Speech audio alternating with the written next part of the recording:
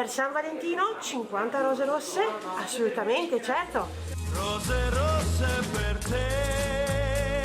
L'anno scorso la festa dedicata agli innamorati di tutto il mondo era passata indenne, ma quest'anno rimaneva l'incognita, con il punto interrogativo se il Covid si fosse portato via anche tutto il romanticismo. Per San Valentino sta andando bene, abbiamo un sacco di prenotazioni, di ordini, perché comunque il Covid non ha fermato questa meravigliosa tradizione degli innamorati che appunto mostrano il loro amore attraverso i mazzi di fiori e attraverso le rose rosse, che sono il simbolo di San Valentino. Avevamo un po' questa paura, però in effetti abbiamo riscontrato questa cosa con tantissimi mazzi di fiori, rose e quant'altro. E allora non resta che rimanere in attesa di un bel mazzo di rose rosse che tanto sanno dichiarare anche senza parlare, a buon intenditore poche parole. L'amore assolutamente vince su tutto.